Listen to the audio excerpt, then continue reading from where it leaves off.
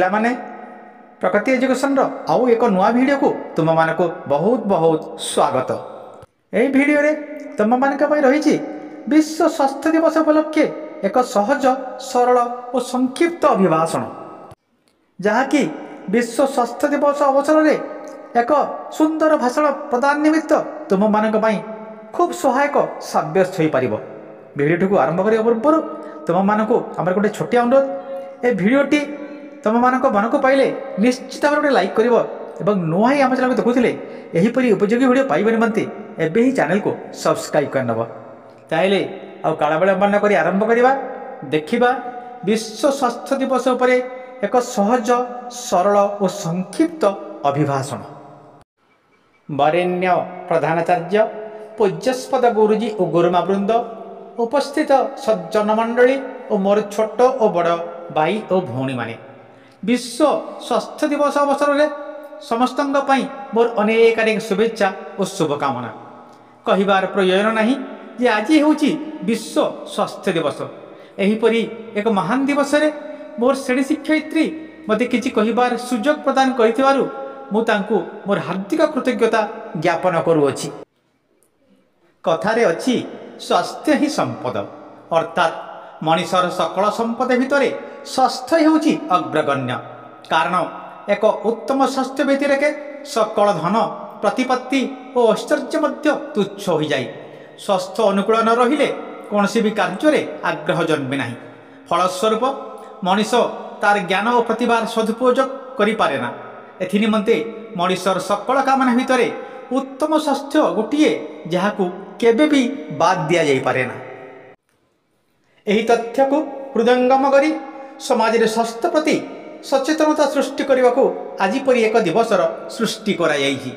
1950 मसीहा ठारू प्रतिवर्ष अप्रैल मास 7 तारिख को विश्व स्वास्थ्य संगठन WHO रो आह्वान क्रमे विश्व स्वास्थ्य दिवस रूपे पालन करा जाई आसुअछि। जड़े उत्तम स्वास्थ्य संपन्न व्यक्ति ही देश और जाति एवं सर्वोपरि विश्व कल्याण रे निजको नियोजित करि पारे। यहाकु बुझी स्वास्थ्य प्रति सचेतनता सृष्टि करिबा ए दिवसर महान अभिमुख्य अटे। एसबुरु स्पष्ट बुझा पड़े जे निज स्वास्थ्य प्रति यत्नवान हेबा प्रत्येक नागरिक पई एक मौलिक दायित्व अटे। एठारे आमे जानि रखिबा उचित जे उत्तम स्वास्थ्य कहिले केवल शारीरिक सुस्थता को बुझाई नहीं। उत्तम स्वास्थ्यर 3 कोटी दिग रही अछि। सेगुड़िक है शारीरिक सुस्थता, मानसिक सुस्थता और सुस्थ मानसिकता। सुस्थ मानसिकता को अन्य अर्थ रे सामाजिक सुस्थता बोली मध्य प्रकाश करा जाई थाए। सरल अर्थ रे बुझिबाकू गले प्रत्येक व्यक्ति निजे शारीरिक और मानसिक स्तर रे सुस्थ रहिबा संगे संगे समाजर कल्याण निमित्त एक सुस्थ मनोभाव बहन करने आवश्यक। ताहेले जाई एक सुस्थ समाजर परिकल्पना को वास्तव रूप देवा संभव हो पार। केते गोटी साधारण कथा उपरे गुरुत्व प्रदान कले आमे सर्वदा सुस्थ रहिबा एक कथा प्रत्येक व्यक्ति जानी रखिबा उचित। मु एबे से संपर्क रे सम्यक सूचना देवा को चाहिबी। सेगुड़िक मध्य रही सुषम खाद्य ग्रहण, खाद्य यथेष्ट मात्रा रे फल और पनीपरिबा को अंतर्भुक्तकरण और आवश्यक परिमाण विशुद्ध पानीय जल सेवन आदि खूब गुरुत्वपूर्ण अटे। एतद्व्यतीत नियमित व्यायाम करने साथे साथे पर्याप्त विश्राम नेबा मध्य आम पाई एकांत जरूरी अटे। एक सुस्थ जीवन अतिबाहित करने को योग और ध्यान आदि मध्य विशेष महत्वपूर्ण अटे।